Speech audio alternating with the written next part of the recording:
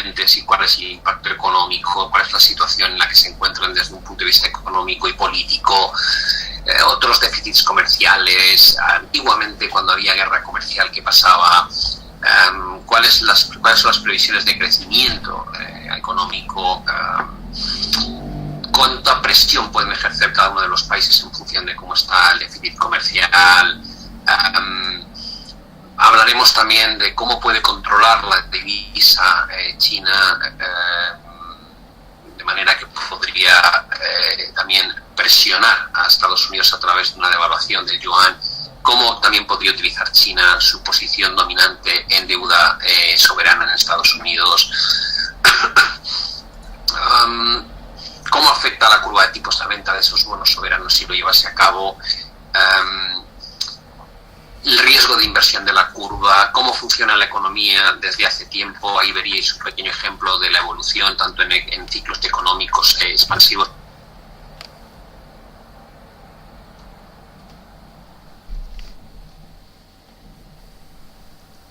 las burbujas que se están en general a las que nos vamos a enfrentar en función de si se da un escenario u otro. Lo he hecho así de rápido porque lo que no quiero hacer es un seminario que tenga un contenido equivalente al que voy a impartir dentro de unas horas, pero sí para abrir boca y ver un poco si os interesa el asistir a esa presentación o no. ¿Cuál es la situación, en mi opinión, desde un punto de vista macro? Creo que casi todo depende a día de hoy de la guerra comercial. Es el evento más importante, no el único, pero sí el más importante que puede afectar a los mercados. Y personalmente creo que la renta variable o las bolsas no están recogiendo, ni muchísimo menos, el efecto negativo que podría tener una escalada de aranceles como la que se ha anunciado. ¿Cuál creo que es el motivo?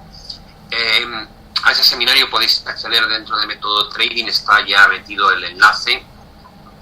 El enlace a Método Trading lo tenéis ya disponible para poder ver. Estaba buscando, entráis en próximos seminarios y lo veréis que está anunciado. Es la manera más rápida.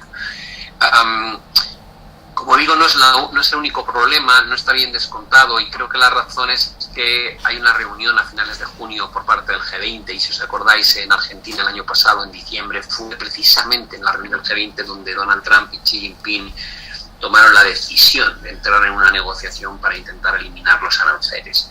Creo que vuelve a haber una gran dosis de optimismo de cara a esa reunión que pueda evitar que entren en liza los nuevos niveles de aranceles con los que se han amenazado ambas potencias mundiales, y por ese motivo creo que la renta variable no termina de caer en la dimensión que debería hacerlo si realmente esta guerra comercial, en lugar de solucionarse, sube un escalón en cuanto a tensión. El de hoy tal vez se ha cerrado, sí, solamente para la TAM, por tanto es posible que no esté anunciado. De cualquier manera, el viernes que viene la temática va a ser muy parecida, por no decir casi la misma, y vamos a hacer un evento el viernes que viene sobre la guerra comercial, y el siguiente viernes otro más solo encerrado, donde vamos a ver qué tipo de estrategias podemos implementar en base a los dos escenarios posibles, tanto si se arregla como si no. Con lo cual va a haber una cobertura bastante intensa a partir de hoy y en las próximas 2 semanas. Como digo, el tema de cómo impacte o no en la guerra comercial, ahora vamos a ver un poquito por encima distintos escenarios en base a los índices estadounidenses y europeos, y también alguno en el mercado emergente.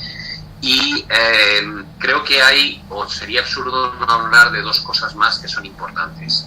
Una de ellas nos acompaña desde hace una eternidad, que es el Brexit.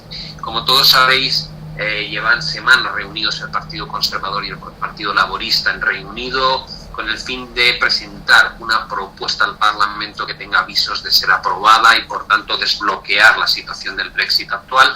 Pero por lo que se lee, la negociación existente no va bien, y es probable que vuelva a haber un desastre electoral en términos de las votaciones de los parlamentarios ante esta nueva propuesta de Brexit. ¿Dónde nos deja esto? Pues como se ha renegociado una salida mucho más tardía, no tendría mayor repercusión. Supongo que Theresa May lo que pretende es no participar en las elecciones europeas que se celebran ahora y por eso quiere fomentar la salida lo antes posible. En el caso de no conseguir el apoyo necesario, Reino Unido, por absurdo que parezca, participará de las elecciones europeas, aunque no vayan a estar presentes durante el periodo en la que se elijan a los partidos que nos representen, y todo apunta a que el desgaste político, tanto de Jeremy Corbyn, el jefe de la oposición, como de Theresa May como primera ministra, han sido brutales, y Partido Laborista y Conservador, sumando sus votos, no son capaces de superar al nuevo partido de ultraderecha a favor del Brexit. Con lo cual, otra tensión más a nivel político que demuestra la insatisfacción ciudadana respecto a cómo se está gestionando la situación actualmente, y es algo que mientras siga así creo que va a lastrar la capacidad de crecimiento tanto en Europa como en Reino Unido, con lo cual muy malas noticias si el proceso se alarga y no se encuentra una solución a corto plazo. El otro tema que merece la pena comentar, aunque yo creo que no se va a salir de madre, pero sí merece la pena tenerlo en la cabeza, es el incremento en la tensión existente entre Estados Unidos e Irán.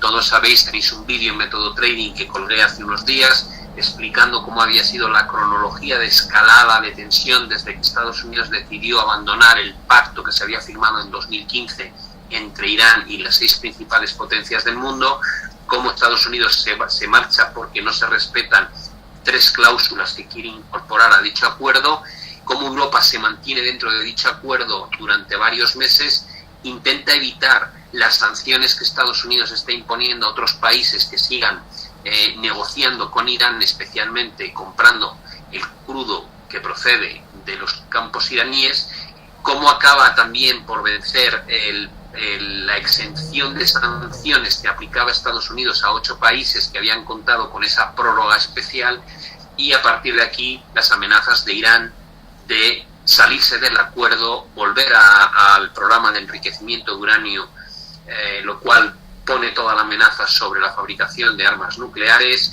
y previsión de lo que está haciendo Estados Unidos de incrementar las sanciones, pues Irán comienza a amenazar con bloquear el estrecho de Hormuz, que como todos sabéis es el estrecho en el Golfo Pérsico de unos 50 kilómetros de anchura, por el que discurren todos los petroleros que vienen de Qatar, de Arabia Saudí, de Kuwait,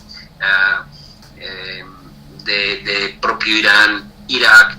Es decir, buena parte del crudo que se exporta pasa por allí. Si hubiese un trastorno, como hemos visto recientemente con el sabotaje de ciertos buques petroleros, pues podría generar la sensación de una menor demanda, menor oferta de petróleo a corto plazo hasta que se solucione, y para ello Estados Unidos ha enviado portaaviones, bombarderos B-52, sistemas antimisiles, etcétera, etcétera. Las últimas declaraciones de Trump no es que sean realmente tranquilas, dice que no querría volver a iniciar una guerra en el norte de África, especialmente con Irán. Mero hecho de decirlo, pues es como suena mal, sinceramente.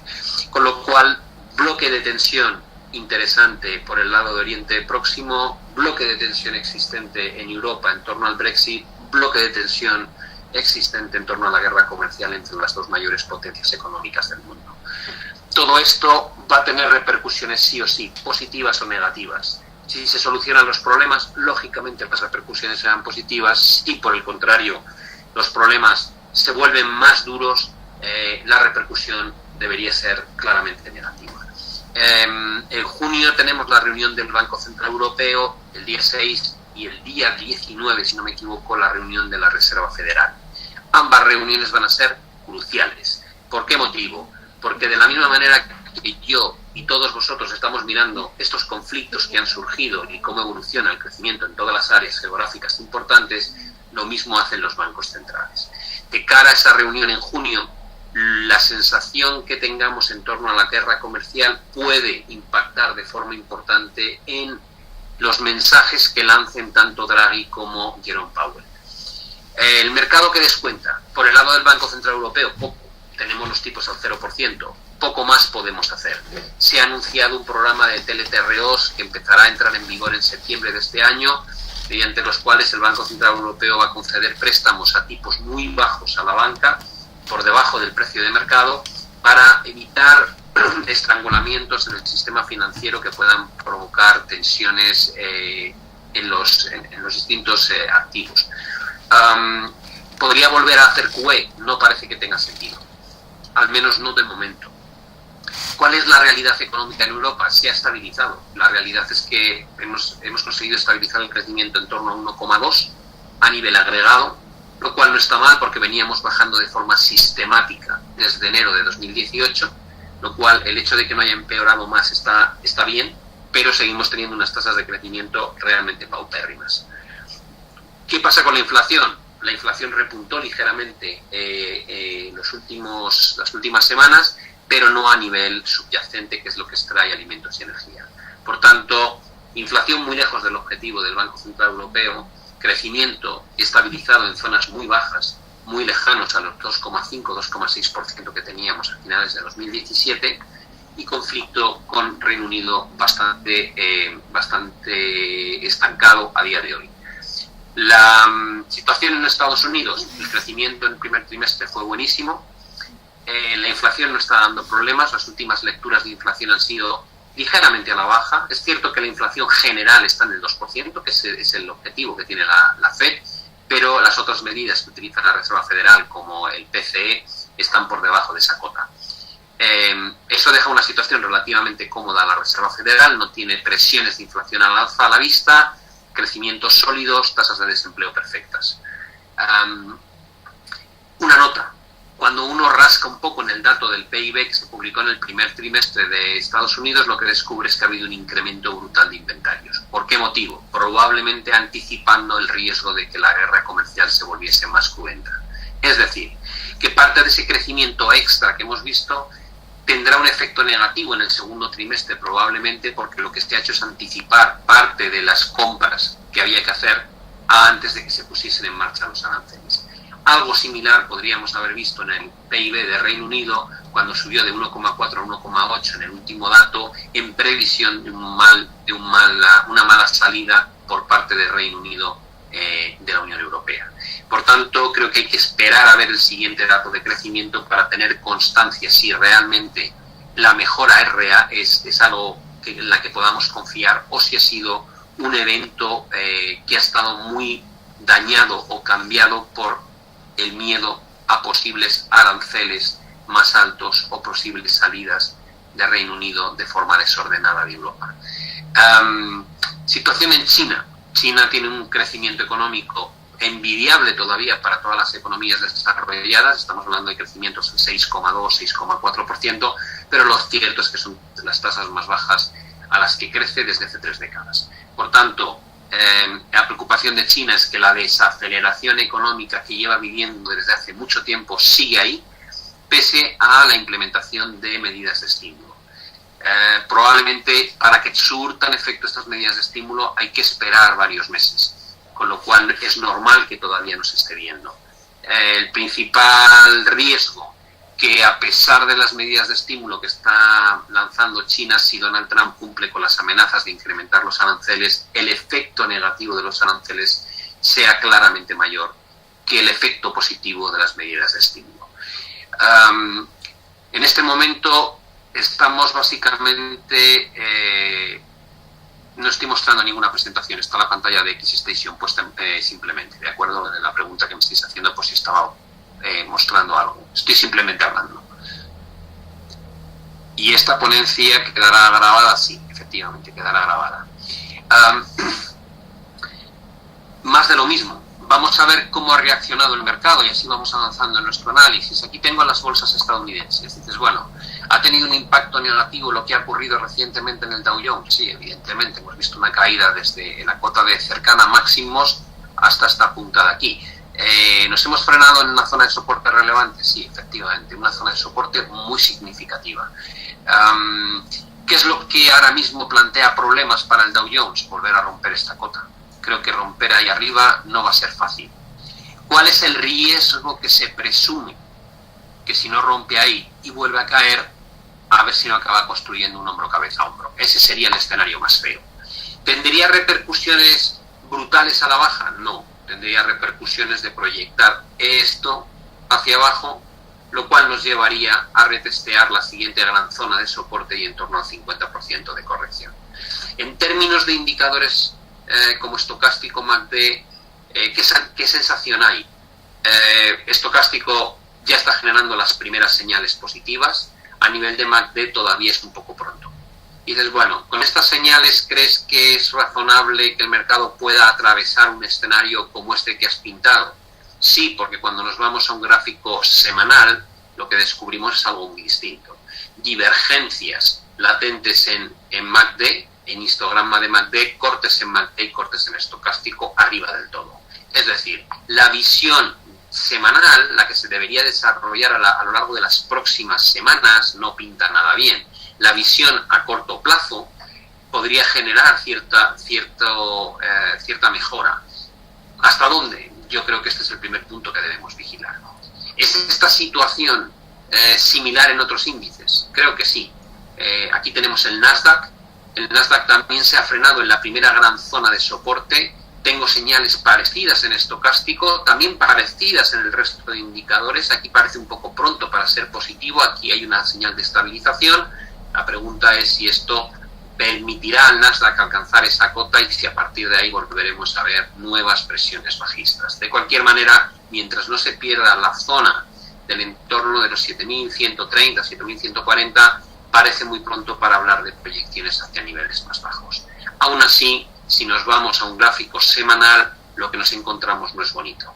Tenemos un cambio en lo que es la pendiente del histograma de MACD y cortes en zona muy sobrecomprada en estocástico y rupturas de directrices en RSI. Por tanto, la visión semanal en el Nasdaq no es especialmente halagüeña, aunque a corto plazo parece que podría estar algo más estabilizado.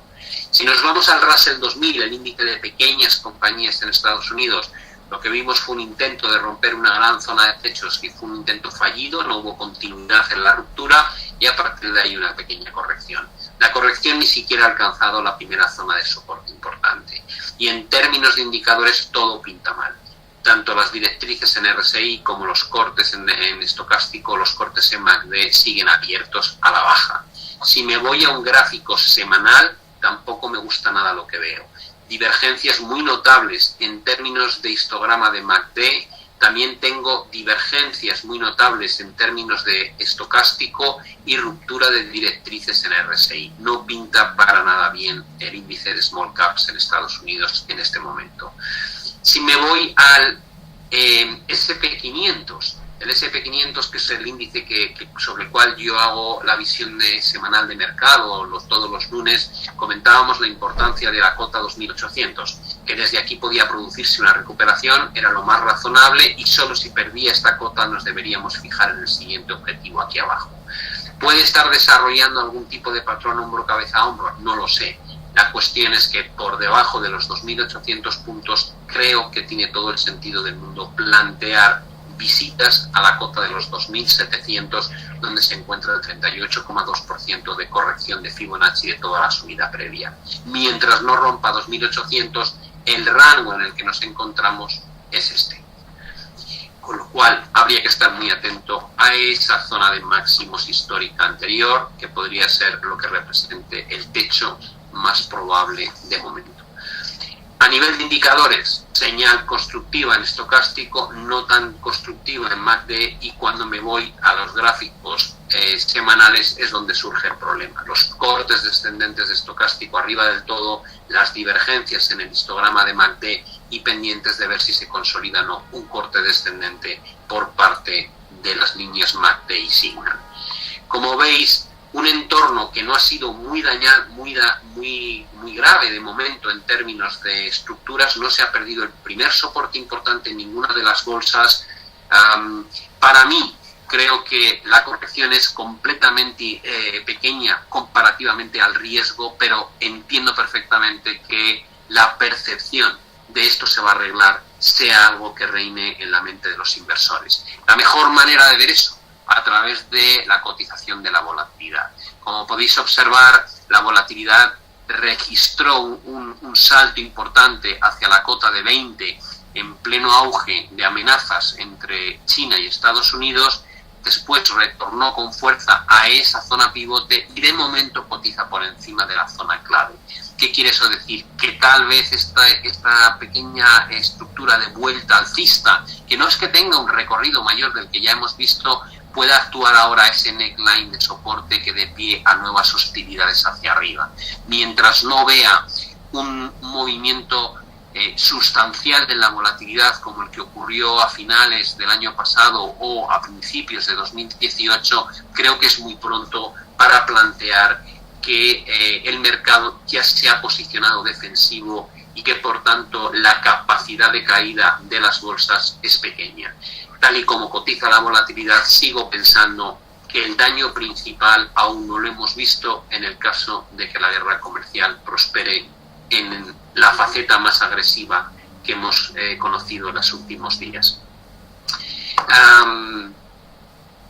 Por el lado de los activos refugio, el más conocido, el T-Note o el bono estadounidense 10 años. En un entorno de hostilidades como las que vemos, pues está subiendo, es decir, se convierte en un activo que los inversores compran. El nivel al que hemos llegado, complicado. ¿Por qué? Porque es la zona de techos anterior y previamente una gran zona de soporte. A la larga creo que se va a romper este techo. A corto plazo me cuesta pensar que vaya a romper directamente aquí sin que haya una corrección, pero nunca jugaría escenarios a la baja en este activo porque, como digo, creo que tarde o temprano veremos esto. Veremos movimientos hacia cotas mucho más altas, coincidiendo con correcciones más fuertes en la bolsa. ¿Qué está pasando con las principales acciones tecnológicas o lo que llamamos los FANG stocks en Estados Unidos? Aquí tenemos el índice US FANG, sabéis que están los Facebook, Amazon, Netflix, Google, etcétera. Son compañías con un peso tremendo en los índices y que han protagonizado las revalorizaciones más importantes de los últimos años. ¿Cuál es la situación? Hemos visto una corrección similar a la de los índices hasta alcanzar una zona de soporte crítico y a partir de ahí se han estabilizado. No hay todavía ninguna señal constructiva por parte de indicadores, todos están a la baja, por tanto tal vez veamos algún nuevo ataque a esa zona de soporte. ¿Dónde está realmente el problema? El problema creo que está en términos semanales, es decir, cuando uno mira este gráfico lo que detecta es una ruptura de directrices en momento, un corte descendente en estocástico y un riesgo de que se pueda producir un corte a la baja en MACD durante las próximas semanas si se rompe ese suelo, lo cual dejaría abierta potenciales correcciones mucho mayores. Por tanto, los FANG stocks están pareciendo bastante en comportamiento a lo que estamos viendo en los índices generales. Antes de salir de aquí, me gustaría que, si tenéis alguna pregunta sobre la bolsa estadounidense, me la hagáis ahora.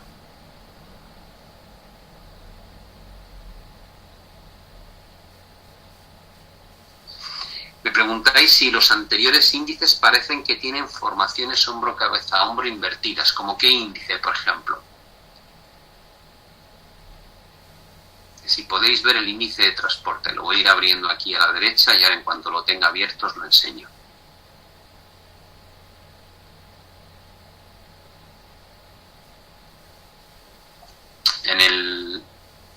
Un hombro-cabeza-hombro invertido aquí. Yo no considero que este hombro pueda ser equivalente a este hombro, es decir, si el hombro izquierdo, la cabeza y el hombro es lo que estás planteando, en mi opinión este hombro no cumple ni mucho menos las condiciones para que esto fuese un hombro, cabeza, hombro invertido. Vale, no lo veo así. Es diminuto esto respecto a esto. Y en el Nasdaq me dices también. Bueno, en el Nasdaq realmente pasa lo mismo. Tomar esto como un hombro derecho cuando este es el hombro izquierdo está totalmente desproporcionado. No lo vería así, no lo analizaría de esa manera. Vale. Voy aquí a mostraros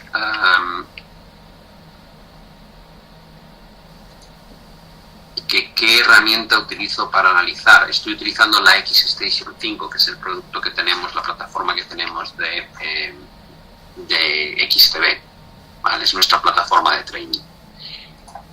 ¿Queréis ver el índice de transporte en Estados Unidos? Perdón, sí, el índice de transporte de Estados Unidos. Os lo voy a mostrar rápidamente.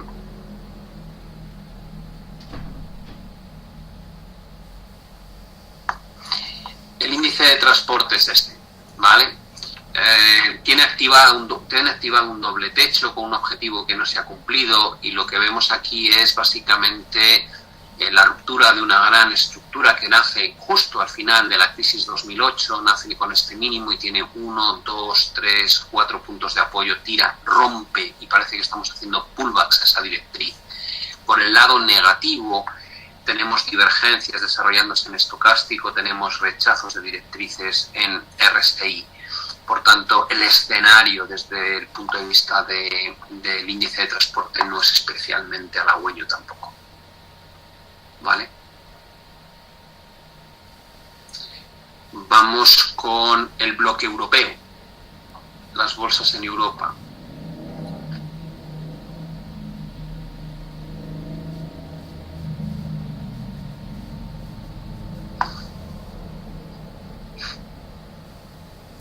Empezando con el DAX, probablemente es el índice que más se utiliza para abrir posiciones. El DAX ha hecho de momento lo que teníamos un poco en mente, es otro de los índices que analizo en la presentación que hago todos los lunes, ¿no? El DAX ha vuelto a esta cota de los 11.850 puntos, que coincidía con una zona de antiguos techos y con la directriz alcista de este canal ascendente que nace a principios de 2019. Da la sensación de que, al igual que en Estados Unidos, las señales de estocástico son de estabilización, pero las señales de MACD siguen siendo claramente negativas. Si me voy a un gráfico semanal, la cosa ya no pinta tan bien, aunque todavía no está tan dañado como se ve en Estados Unidos. No tengo ni siquiera un corte del estocástico y el deterioro en MACD todavía no se detecta como algo significativo. No hemos visto cortes en los indicadores, lo cual hace que el DAX esté en una posición algo mejor que la posición que se ve en los índices estadounidenses. ¿Dónde está el pero? Creo personalmente que no se ha cumplido el objetivo de este hombro cabeza a hombro, y todavía deberíamos estar hablando de que el movimiento de máximos principales en el DAX es descendente. Es decir, la tendencia del DAX, la tendencia a la baja en el DAX comenzó a finales de 2017, y desde entonces todos los máximos principales son descendentes y los mínimos principales son descendentes, con lo cual el riesgo es que en algún momento perdamos esta cota y empecemos a ver rotaciones hacia niveles más bajos. Si realmente el DAX pierde la cota de 11.800, lo que espero que ocurra es que nos vayamos a 11.300. Para cambiar un sesgo claramente más positivo, me gustaría ver al DAX cerrar por encima de los 12.600 puntos.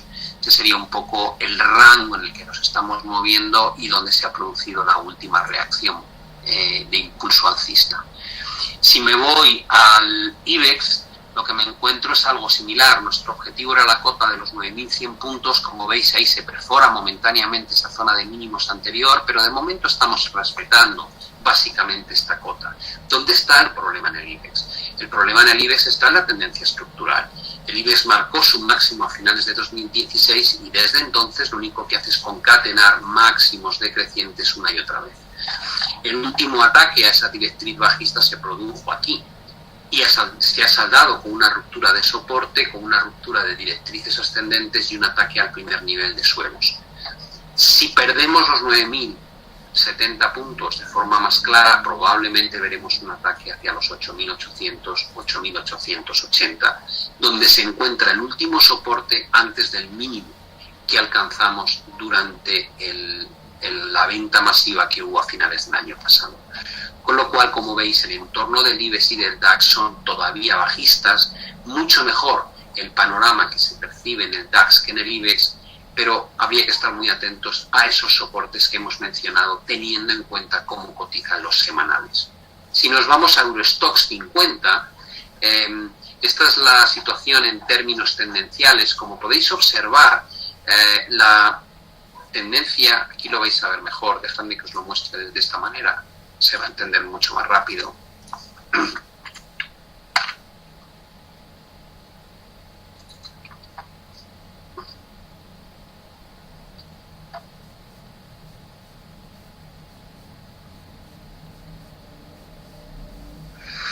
Cuando me decís si pide estar haciendo un hombro cabeza a hombro, un índice u otro, cuando se producen las confirmaciones es cuando hay que jugarlas. Este es el Eurostoxx 50, creo que aquí se ve muy bien.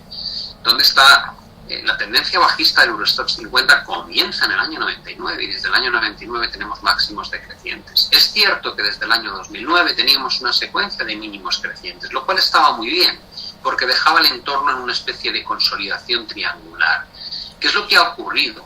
A raíz de la caída de finales de 2018, el índice rompe esta directriz con mucha claridad. Y la pregunta ahora es, ¿esto es un pullback? Esto que hemos vivido todo este 2019 es un pullback a esa directriz rota y una vuelta a esa directriz bajista. Si es así, las señales de máximos crecientes en precio con máximos decrecientes en el indicador de momento es una clara divergencia bajista a nivel semanal, lo cual es muy negativo. Los máximos decrecientes en estocástico y cortes descendentes es una divergencia semanal en estocástico. Y el riesgo es que si se profundiza en la caída, lo que tengamos es un corte descendente en MACD.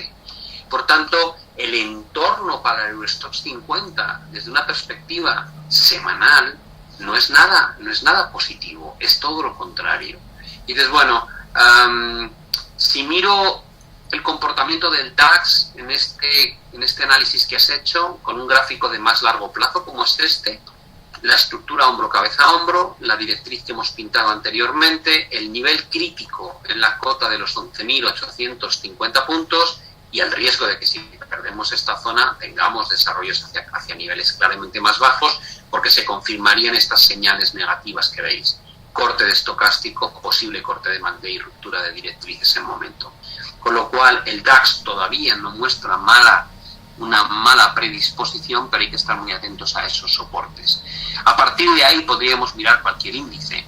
El CAC 40, atacando la zona de máximo reciente con señales bastante complicadas en términos de indicadores, si bien es cierto que todavía faltan que se completen esos cortes en MACD, pero sí tengo los cortes en estocástico y las rupturas de directrices en RSI.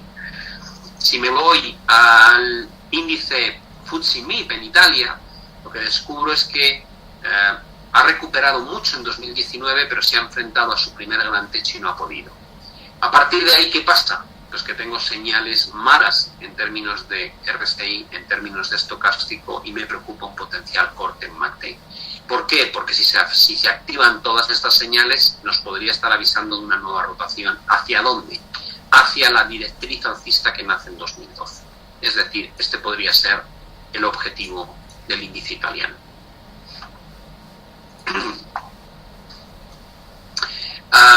Si nos vamos al índice Eurostoxx 600, que es nuestro índice más global en Europa, es el índice que está compuesto de 600 compañías, no solamente en la zona euro, sino en toda Europa, es decir, compañías en Suiza, compañías en Reino Unido, lo que descubrimos es que es un índice que no consigue batir la cota de 420 desde el año 98. Llevamos metidos en este gran rango lateral desde el año 97 en adelante. Las dos grandes crisis, la crisis que se produjo con el pinchazo de la burbuja.com, provocó ese desplome hacia mínimos en 170 aproximadamente en 2002 y se repitió más o menos esa cota en 2009 cuando caímos durante la crisis financiera. A día de hoy, y esto es algo que me gustaría que se entienda, a día de hoy cotizamos muy cerca de la zona de máximos de la última década de datos, muy cerca de esos techos, pero la situación no es buena. Europa no crece ni la mitad de lo que crecía hace año y medio, China está en su peor momento de crecimiento, Japón está hecho unos zorros, no crece prácticamente nada, el estímulo no se ha retirado, está al máximo, el estímulo en Europa, el estímulo en Japón, el estímulo en China están máximos, y Estados Unidos está a 3 meses de completar el ciclo expansivo económico más largo de la historia desde 1850 en la economía americana. Y con todo ello, la guerra comercial, la tensión en el entorno a Oriente Próximo, el mal devenir del Brexit, la bolsa cotiza muy cerca de techos. Y dices, bueno, ¿cuál es el potencial que le ves? Digo, es que no le veo mucho, es que creo que el potencial es esto, es que no creo que vaya a romper aquí arriba. Y si rompe ya tomaré medidas, no creo que vaya a romper esto. Entonces, y el riesgo está aquí, 310, que venga este soporte. Y dices, bueno, ¿es catastrofista? Digo, no, catastrofista sería decir que va a venir aquí. Decir que va a venir aquí no es catastrofista, es razonable. Y dices, bueno, ¿qué señales ves? Digo, pues cortes en estocástico con zonas muy sobrecompradas, posibles cortes en MACD, rupturas de directrices en RSI. No me parece un entorno especialmente boyante. Y si llega aquí arriba, digo, pues sería una gran oportunidad de venta, en mi opinión. Creo que habría que aprovechar para vender.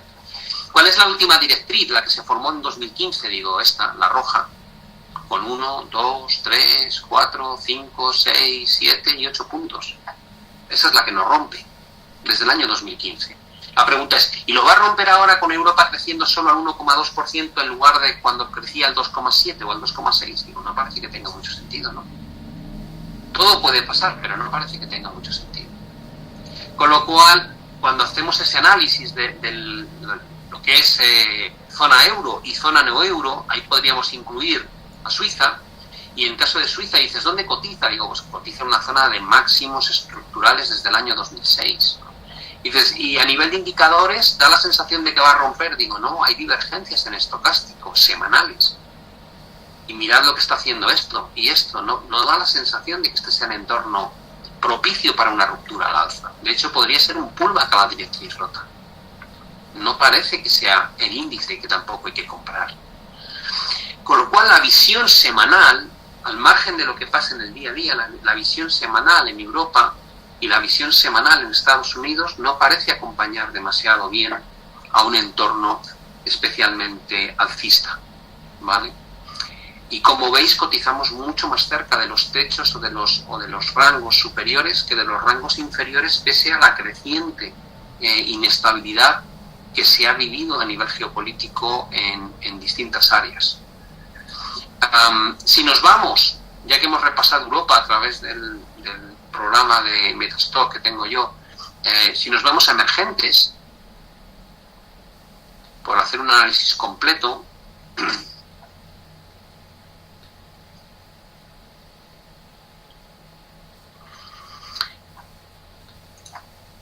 tenemos Japón. Japón completó un doble techo que no está invalidado en la zona de máximos, y lo que pasa es que aguantó fenomenal en el ataque a la directriz alcista, y a partir de ahí ha vivido una recuperación interesante durante lo que llevamos de 2019. A corto plazo ha habido un deterioro brutal que se ha frenado en nuestra zona de soporte. Dijimos, primer objetivo era aquí, segundo objetivo en la zona de los 20.650 puntos aproximadamente. Ahí se ha frenado y desde aquí ha empezado la siguiente recuperación. ¿Cuál es el problema, digamos, que se incluye en Japón? A nivel económico es un auténtico desastre. Es decir, estamos a años luz de los objetivos del gobierno japonés y del Banco Central japonés. La inflación no tira para nada, el crecimiento no tira para nada, pero Japón es el tamiz de la política monetaria. El Banco de Japón hace de todo. Cuando digo de todo, es de todo. Es como el hiperasia. Es decir, es como cuando entras en las tiendas estas de chinas y dices, necesitaba, lo tengo. Necesitaba, lo tengo. Bueno, pues el Banco de Japón es igual. Que no funciona, no pasa nada. Bajo los tipos.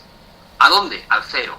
Que no funciona, que sigue sin funcionar, los pongo negativos, al menos 0,10. Es que sigue sin funcionar. Pues los tipos de los bonos hasta el 10 años los pongo hasta el 0%. Los manipulo y no pueden subir de ahí. Dices, ya, ¿y con eso qué has conseguido? Que todo el coste de financiación, desde el día a día hasta el 10 años, sea cero o negativo. Dices, vale, pues ya es un buen estímulo, ¿no? Oye, sigue sin funcionar, no pasa nada. Voy a intervenir el yen para que esté débil. Oye, sigue sin funcionar, no pasa nada. Voy a comprar bolsa. ¿Cómo vas a comprar bolsa? A través de ETFs de la bolsa japonesa. Es lo que hace. Entonces, es un banco central con un grado de intervencionismo espectacular que mantiene la renta variable relativamente bien, pese a que a nivel económico lo que se vive en Japón es un desastre. A la larga, si todo se va de madre, si la guerra comercial se va de madre, creo que vendremos aquí. Creo que acabaremos atacando esta zona. Mientras tanto, vigilar el primer soporte, la directriz alcista. Creo que estos son dos niveles claves y a partir de aquí ese riesgo se incrementaría notablemente. Mientras no rompamos esos soportes, probablemente podemos estar buscando rotaciones aquí dentro durante bastante tiempo. ¿Cómo está la bolsa china? La bolsa china está padeciendo ahora la escalada de guerra comercial. Hasta ahora habíamos tenido un mal comportamiento durante 2018, como podéis observar, muy mal comportamiento, muy acorde con la evolución de la economía china. La expectativa de nuevos estímulos por parte del Banco Central chino y del gobierno chino y la subida del resto de las bolsas ha apoyado esto. Durante todo este camino, podríamos poner aquí como banditas de cada vez que Donald Trump nos ha dicho la negociación va muy bien, estamos muy cerca, todo se va a arreglar, cada vez nos entendemos más, hasta que de repente dice os subo los aranceles, esto es un desastre. Y pasa esto. ¿Cuál es la situación? Gráficamente no es buena. Hemos roto una zona pivote importante, vamos camino de los mínimos que se experimentaron a finales de 2018 y las señales de los indicadores están saturadas, pero no han cambiado de sesgo. No hay potenciales divergencias alcistas, con lo cual el entorno en China, en la bolsa china, no pinta bien. Si nos vamos a gráficos semanal, la cosa ya empeora bastante más. ¿Por qué? Porque detectamos rupturas de tendencias en los indicadores, como pasa con esa directriz en momento, divergencias bajistas en MACD con cortes descendentes y divergencias bajistas en estocástico con cortes, con lo cual todas las señales apuntan a deterioros hacia estos mínimos anteriores. No pinta precisamente de forma positiva. ¿Qué otras bolsas? Me preguntabais por Australia. La bolsa australiana está en un punto muy delicado. ¿Por qué? La tendencia es buenísima. Como podéis observar, la tendencia sigue siendo un canal ascendente desde el año 2010 que no plantea ningún problema. Lo que me preocupa, lógicamente, es si el mercado ha desarrollado ya 5 ondas alcistas o no. Al margen de las cuentas de Elliott que hagamos, creo que este nivel de techos hay que tenerlo muy en cuenta. Estamos hablando de la zona de máximos anterior. Y lo que no me gusta nada es que, pese a la fuerza exhibida recientemente, las señales en términos de indicadores son muy, muy nocivas. Son divergencias, triples divergencias bajistas de forma continuada. ¿Qué quiere eso decir? Que no pone en tela de juicio la estructura alcista principal, pero que todo apunta a que debería haber algún tipo de corrección más significativa de la que hemos visto hasta ahora. ¿Qué puede jugar a favor del índice australiano? Sabéis que en Nueva Zelanda ha bajado tipos recientemente, que Australia se decida por una bajada de tipos que pueda estimular la economía y la renta variable, podría ser. Pero como digo, yo no querría tener a estos niveles la bolsa australiana con esas señales de divergencia en absoluto. Si miramos esto en gráficos semanales, vemos que esas divergencias se pueden intuir incluso en un plazo mayor. Es decir, este entorno no es especialmente positivo, máximos crecientes, máximos decrecientes. Con lo cual, mi percepción es que Australia representa un riesgo elevado, si bien es cierto que no ha roto ni siquiera el último mínimo. Es decir, el primer mínimo sobre el cual estábamos atentos era esta cota, nuestro segundo mínimo se convirtió este y el tercer mínimo es este.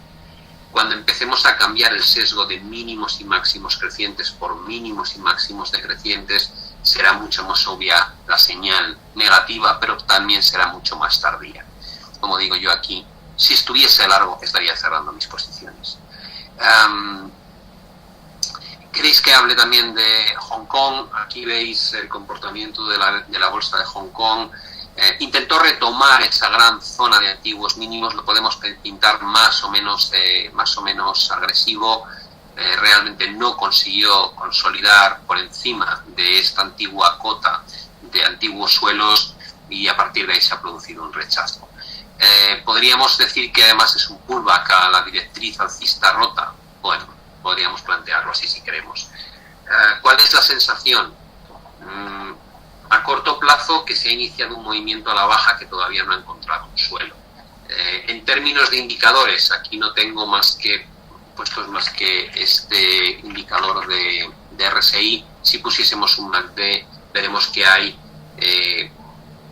cortes descendentes sin visos de arreglarse y no hay potenciales divergencias alcistas, puesto que el histograma se está abriendo. Términos de señales previas: máximos crecientes, máximos decrecientes, máximos decrecientes. Había grandes divergencias que anunciaban una posible vuelta a la baja. Sé que cuando vemos esto alguien diría, pues ya, pero es que estará muy tarde para que lo avises. Digo, vale, pues entonces aplícate el cuento en Australia, porque aquí no es muy tarde. En Australia tenemos una situación similar y esas divergencias están ahí presentes, como estábamos comentando, ¿vale? Polonia pinta mal desde varios frentes. Por un lado, la tendencia estructural.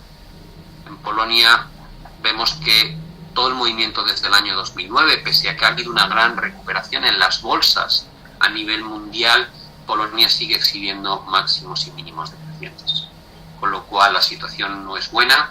El último movimiento que se produjo hasta aquí arriba estaba bien, teníamos mínimos y máximos crecientes, pero hay un momento dado en que el mercado completa una formación de vuelta tipo doble techo en términos semanales, que se forma de esta manera, y a partir de ahí pues hemos visto una reacción muy negativa con ruptura de directrices alcistas y un desplome realmente rápido. ¿Dónde creo que se podría estabilizar? Creo que por esta zona puede ser un primer punto donde buscar apoyos y primeras recuperaciones hacia arriba.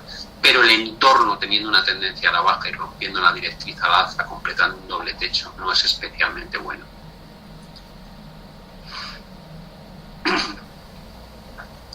Por completar ya visión de otros índices, este es México. México también viene con una estructura que en mi opinión es muy negativa.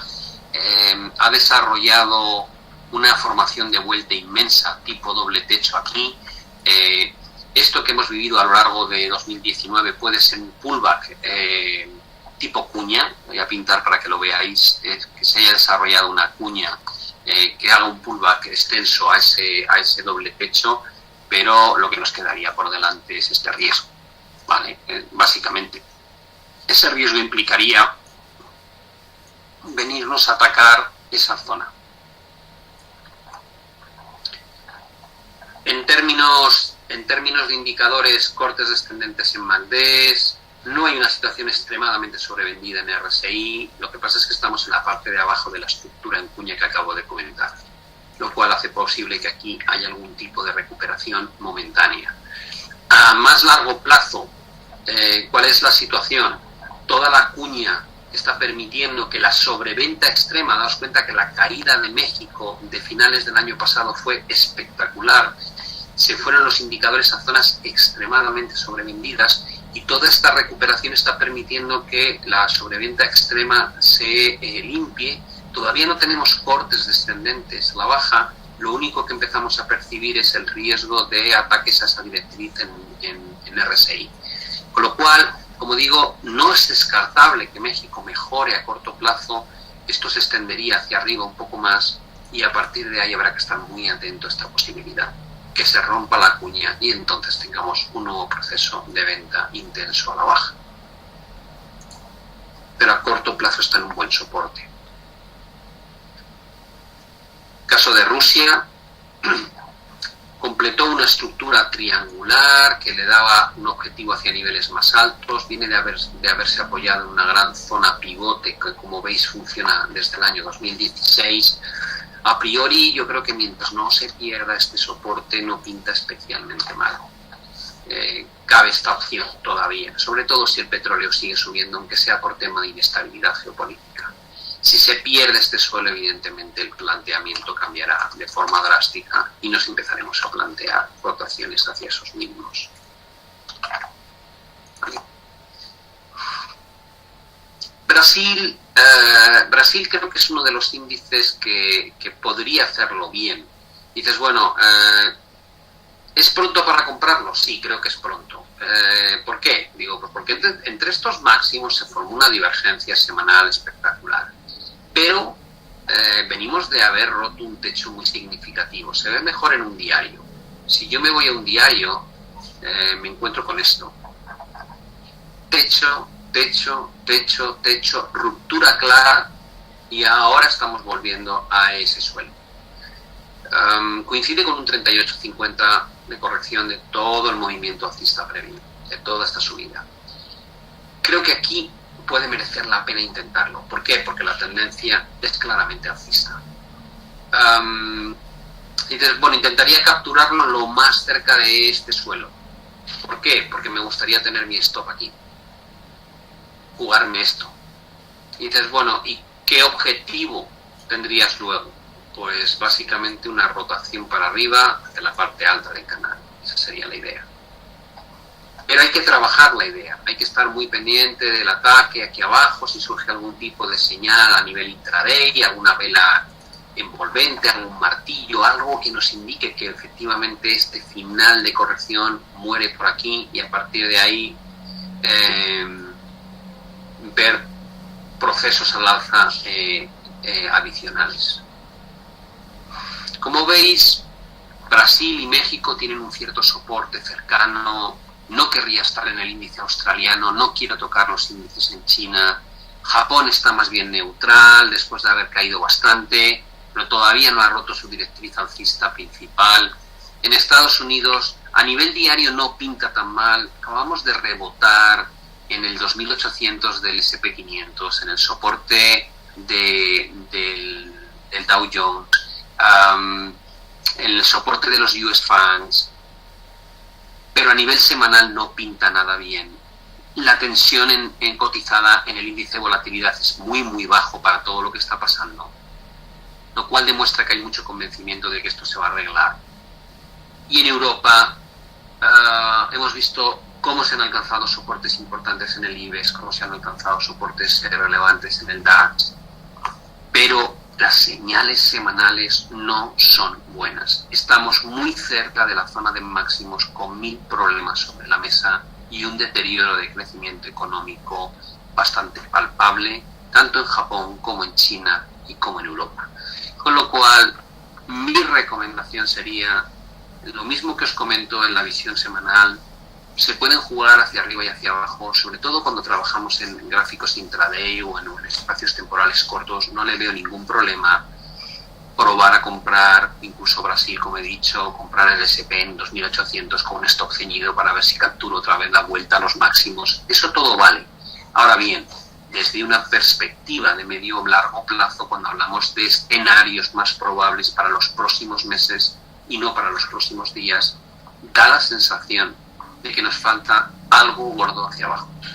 O esta es mi opinión. El bono alemán se encuentra cotizando me preguntáis si lo puedo mirar, se encuentra cotizando en tasas ya negativas. Toda la curva alemana de bonos está en tasas negativas. Acaba de romper una zona muy importante de resistencia donde se encontraba la banda superior del triángulo. Este triángulo que hemos estado construyendo a lo largo de las últimas semanas, que es una señal de que se está comprando activo refugio, como es el bono alemán, lo cual no encaja demasiado bien con ver las bolsas hacia arriba. Esa es la siguiente zona importante. Estamos hablando de los máximos históricos, y si hacéis un análisis veréis que todo esto parece correctivo. Pensad que este es el activo que quieres tener cuando las cosas se ponen feas, ¿vale? Y dices, bueno, durante la gran explosión alcista de 2015-2017, nadie quería el bono. Tampoco lo venden agresivamente, porque con la política monetaria de Mario Draghi es imposible venderlo. Pero la cuestión es que durante este proceso, acordaos que el pico de la bolsa para el DAX se alcanza aquí. De hecho, os lo voy a poner para que lo veáis más claro.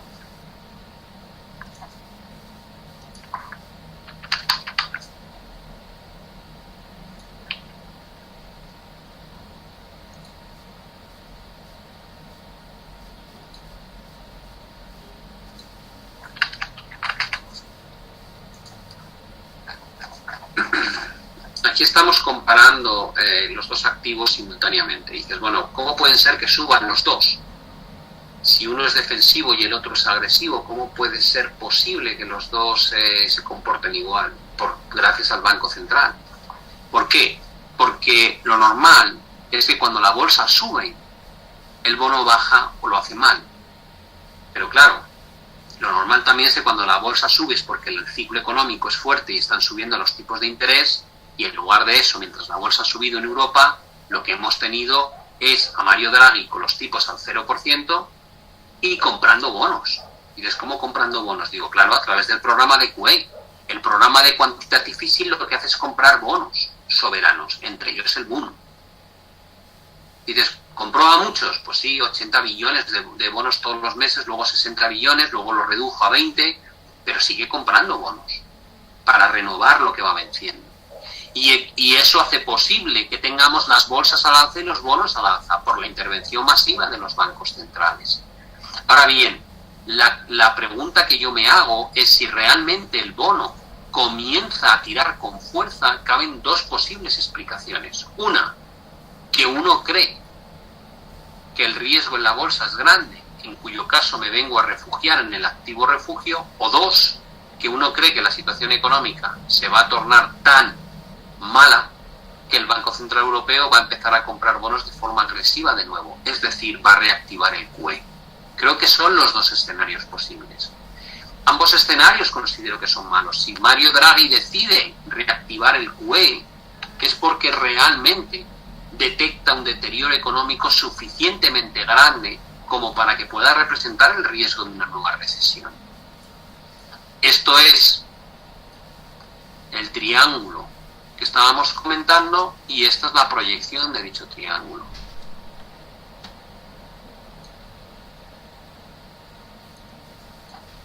Ese es el objetivo que tiene. ¿Vale? Ese sería nuestro objetivo. La cota de 170,42. Y si os vais a... un sitio donde podéis verlo en términos de rentabilidad,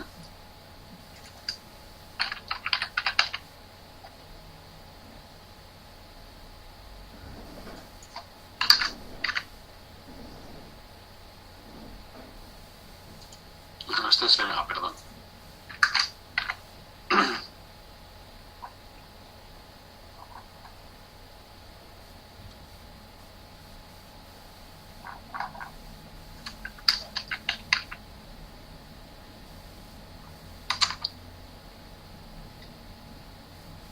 Quería sacar directamente en bonos, vamos a ver,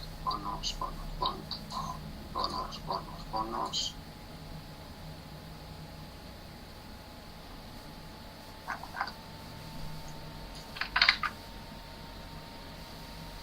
¿Y por qué no me aparece aquí el bono alemán? Qué raro. Dejando un momento que inicie sesión.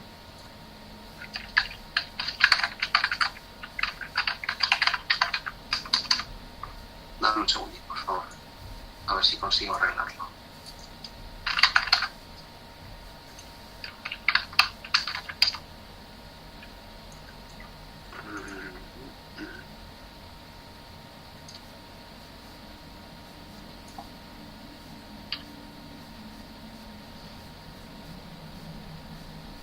Vamos a ver. Quería enseñaros el concepto de la... A ver si aquí lo es. Bono.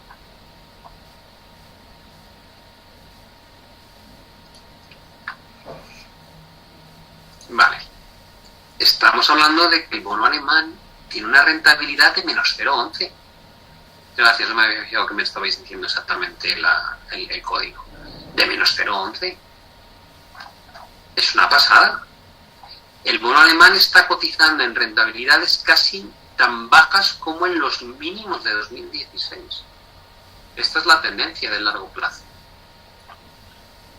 Ahí podéis verlo. Está en el peor momento casi.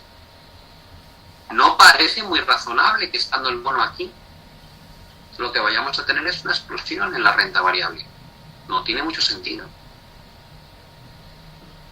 ¿Vale?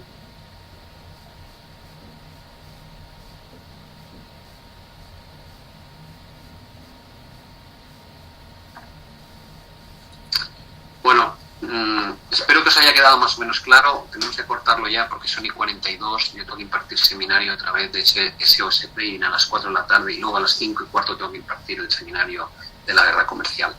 Lo dejamos aquí. Espero que os haya servido para tener más o menos clara la visión global en torno a la renta variable, cuáles son los riesgos, pero como digo, todo en el corto plazo va a depender de los próximos tweets, de las próximas noticias sobre aranceles, sobre las posturas que toman cada uno de los presidentes de Estados Unidos y China, así que están muy atentos a ello. Yo intentaré tuitearlo también para comentar lo que veo, tanto en el grupo de clientes de Facebook como a través de un tweet, ¿vale?